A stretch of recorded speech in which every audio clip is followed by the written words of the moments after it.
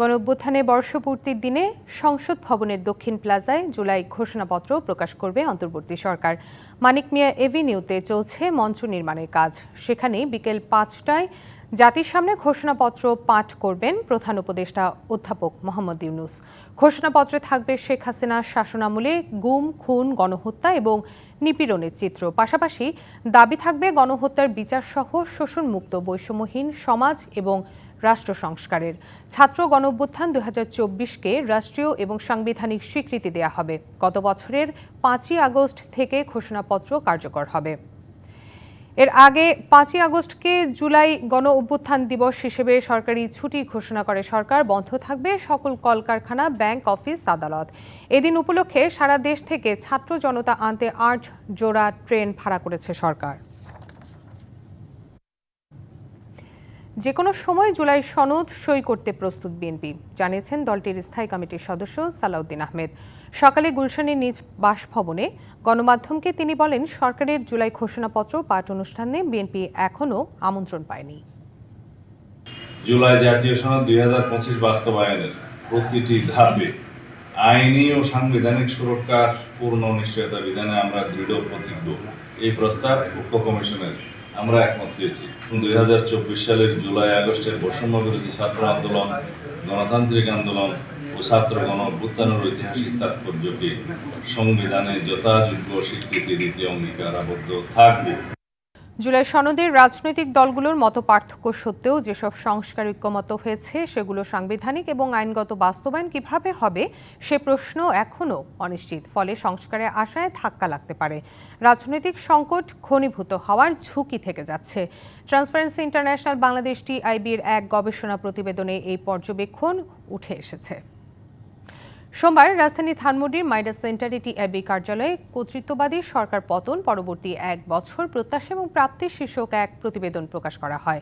পর্যবেক্ষণে বলা হয়, বিচার, নির্বাচন, রাষ্ট্র সংস্কার সহ নানা ক্ষেত্রে উদ্যোগ নেওয়া হলেও অন্তর্বর্তী সরকার বিগত ১ বছরে বড় ধরনের চ্যালেঞ্জের মুখে পড়েছে। সুশাসনের আলোকে বিচার এবং প্রশাসন সহ গুরুত্বপূর্ণ খাতে বেশ কিছু ঘাটতি দেখা গেছে। এতে দুর্নীতিমুক্ত এবং জবাবদিহিমূলক সরকার গঠনের যে প্রত্যাশা ছিল তা বাস্তবে পূরণ হয়নি। তথ্য প্রকাশ এবং মত প্রকাশের স্বাধীনতা এখনও বাধার মুখে রয়েছে বলে পর্যবেক্ষণে উল্লেখ করা হয়।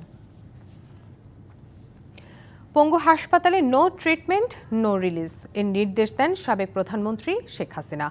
আন্তর্জাতিক অপরাধ ট্রাইব্যুনালে ৩ আসামির বিরুদ্ধে মানবতাবিরোধী অপরাধের মামলার সাক্ষ্য গ্রহণের দ্বিতীয় দিনে জবানবন্দিতে এসব কথা বলেন আন্দোলনে পা হারানো এক জুলাই যোদ্ধা। তিনি বলেন, এর ফলে ওই হাসপাতালে ভর্তি থাকা গুরুতর আহতরা কোনো চিকিৎসাই পাননি। এমনকি অন্য হাসপাতালে যাওয়ার কোনো সুযোগও দেওয়া হয়নি। বিচারপতি গোলাম মুর্তজা মজুমদারের নেতৃত্বাধীন ৩ সদস্যের আন্তর্জাতিক অপরাধ ট্রাইব্যুনাল ১ এর দ্বিতীয় দিনের সাক্ষ্য গ্রহণ শুরু হয়। সকালে আন্তর্জাতিক অপরাধ ট্রাইব্যুনালে আনা হয় আসামি থেকে রাজসাক্ষী পুলিশের সাবেক আইজিপি চৌধুরী আবদুল্লাহ মামুনকে। সাবেক সেনাপ্রধান অবসরপ্রাপ্ত lieutenant general M Harunur Rashid মারা গেছেন। বেলা ১১টায় চট্টগ্রাম ক্লাবের গেস্ট হাউস থেকে তার মরদেহ উদ্ধার করা হয়। পুলিশ জানায়, একটি মামলার কাজে হারুনুর রশিদ রবিবার রাতে চট্টগ্রাম ক্লাবের গেস্ট হাউসে অবস্থান করছিলেন। সকালে তিনি রুম থেকে বের না হওয়ায় অনেক ডাকাডাকির পর সাড়া না পেয়ে দরজা ভাঙা হয়। এ সময় বিছানায় তার নিথর দেহ দেখতে পান গেস্ট হাউসের কর্মকর্তারা। হৃদরোগে আক্রান্ত হয়ে তার মৃত্যু হয়েছে বলে ধারণা করছেন চিকিৎসকরা। হারুনুর রশিদ ২০০০ সালের ২৪শে ডিসেম্বর থেকে ২০০২ সালের ১৬ই জুন পর্যন্ত বাংলাদেশ সেনাবাহিনীর প্রধান হিসেবে দায়িত্ব পালন করেছেন। স্বাধীনতা যুদ্ধে তার সাহসিকতার জন্য বাংলাদেশ সরকার তাকে বীর প্রতীক উপাধিতে ভূষিত করেন। অবসর নেওয়ার পর তিনি রাষ্ট্রদূত হিসেবেও দায়িত্ব পালন করেন। মৃত্যুকালে তার বয়স হয়েছিল ৭৭ বছর। সাবেক সেনাপ্রধান এম হারুনুর রশিদ মারা গেছেন। এ বিষয়ে জানাতে চট্টগ্রাম ক্লাব থেকে যোগ দিচ্ছেন সহকর্মী মাসুদুল হক। মাসুদ, এম হারুনুর রশিদের মৃত্যু নিয়ে কি বলছেন চিকিৎসকরা?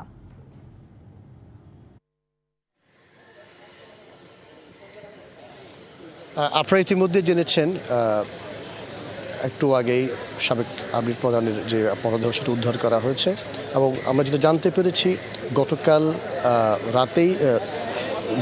তিনি চট্টগ্রামে এসেছেন। এসে তিনি চট্টগ্রাম ক্লাবের এই গেস্ট হাউসে তিনি ছিলেন এবং আজকে সকালে তার যারা আইনজীবী যারা রয়েছেন তারা তার সাথে সাক্ষাৎ করতে আসেন এবং তাকে না পেয়ে পরে দরজা ভেঙে বা অন্যভাবে তার মরদেহ উদ্ধার করা হয়। এবং একটু আগে এখানে চট্টগ্রাম ক্যান্টনমেন্টের যে সিএমএইচ রয়েছে সেখানে কয়েকজন চিকিৎসক তারা এসেছিলেন। তারা যেটা ধারণা করছেন যে প্রাথমিক তারা যেটা ধারণা করছেন সেটি হয়তো স্ট্রোক জড়িত কারণ হতে পারে, তবে এই বিষয়ে আর কিছু তারা আমাকে জানাননি। তো এই মুহূর্তে চট্টগ্রাম ক্লাবের গেস্ট হাউসে সাবেক সেনাপ্রধানের যারা স্বজনরা রয়েছেন, তার স্ত্রী, তার সন্তানরা তারা এখানে আসছেন, তার স্বজনরা আসছেন। তবে আনুষ্ঠানিকভাবে আসলে কেউ জানাননি কী কারণে এর মৃত্যু হতে পারে। তবে সিএমএইচ যিনি আপনার চিকিৎসক, তাদের ধারণা হয়তো স্ট্রোক জড়িত কারণে সেটি হতে পারে। এবং আরেকটি বিষয় জানাতে চাই, এই ঘটনার পর মানে কী পদক্ষেপ গ্রহণ করা হবে সেটি এখন আসলে জানা যায়নি। তবে এখানে যারা রয়েছেন প্রশাসনে, যারা কর্মকর্তা, তারা জানিয়েছেন হয়তো পুলিশের সাথে যেহেতু সেটি আসলে ময়নাতদন্ত করা হবে কিনা বা পরবর্তী পদক্ষেপ কী ধরনের নেওয়া হবে সেই বিষয়ে তারা যারা আত্মীয়স্বজন যারা এখানে রয়েছেন তাদের সাথে কথা বলার পর হয়তো সেটা নির্ধারণ করা হবে। তবে এই মুহূর্তে ওনার মরদেহটি রয়েছে চট্টগ্রাম ক্লাবের গেস্ট হাউসে, এবং এখন হয়তো একটু পরেই হয়তো সেটি বের করা হতে পারে। এবং সে সময় হয়তো আপনাদেরকে আমরা আপডেট খবর জানতে পারবো। তবে এখনো পর্যন্ত কি কারণে তার মৃত্যু হয়েছে সেই ব্যাপারে এখন কিছু জানা যায়নি। তো এই ছিল আমার কাছে চট্টগ্রাম থেকে খবর। জি মাসুদ, ধন্যবাদ জানাচ্ছি আপনাকে। 2024 সালে যারা আন্দোলন করেছে তারাই আগামীতে রাষ্ট্র সংস্কার করবে। ফ্যাসিবাদের বীজ যেখানেই আছে সেটাকে উপড়ে ফেলতে হবে। দুপুরের রাজধানীর উত্তরায় শহীদ মীর মুগ্ধ মঞ্চের উদ্বোধনী অনুষ্ঠানে এমন মন্তব্য করেন মৎস্য ও প্রাণী সম্পদ উপদেষ্টা ফরিদা বেগম। এ সময় ঢাকা উত্তর সিটি কর্পোরেশনের প্রশাসক বলেন, জনগণের চাহিদা অনুযায়ী শহীদদের মুরাল তৈরি করছে সিটি কর্পোরেশন। আর তরুণদের দল এনসিপির পক্ষ থেকে যুক্ত হয়ে তাসনিম জারা বলেন, যে পরিবর্তনের আশায় শহীদরা রক্ত দিয়েছেন সেই সংস্কারগুলো না হলে জাতি বারবার প্রতারিত হবে। এছাড়াও গণ অভ্যুত্থানের নানা বিষয় তুলে ধরেন রাজনৈতিক ব্যক্তিসহ নিহত এবং আহত পরিবারের সদস্যরাও।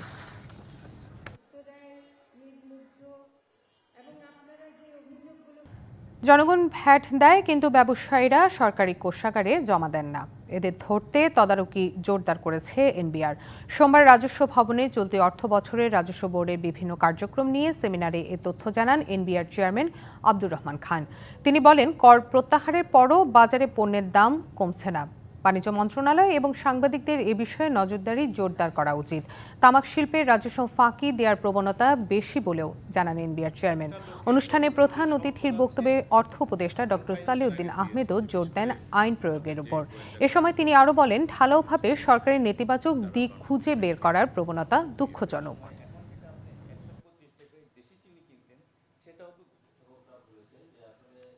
আমরা রেভিনিউ ছাড়ছি মানে জনগণ ছাড়ছে, কারণ এই টাকাটা কোথায় জমাবে? সরকারি কোষাগারে। জনগণ রেভিনিউ ছেড়ে দিল, তার বেনিফিট আমি বাজারে কোনো পাবো না। আইন করে কিচ্ছু হবে না যদি আমরা আইনগুলোর যথাযথ প্রয়োগ করতে না পারি, অ্যাপ্লিকেশন করতে না পারি। এই জায়গাতে আমাদের সবচেয়ে বড় দুর্বলতা। এই জিনিসটা যদি আমরা রিকগনাইজ করতে না পারি, সে কারণেই কিন্তু আমরা বেশি বেশি করে অটোমেশনের দিকে যাচ্ছি। বাংলাদেশের শিক্ষা খাতে প্রযুক্তির উদ্ভাবনী ব্যবহার এবং এর প্রভাব নিয়ে টেক ফিউচার্স আন্তর্জাতিক কর্মশালা অনুষ্ঠিত হয়েছে।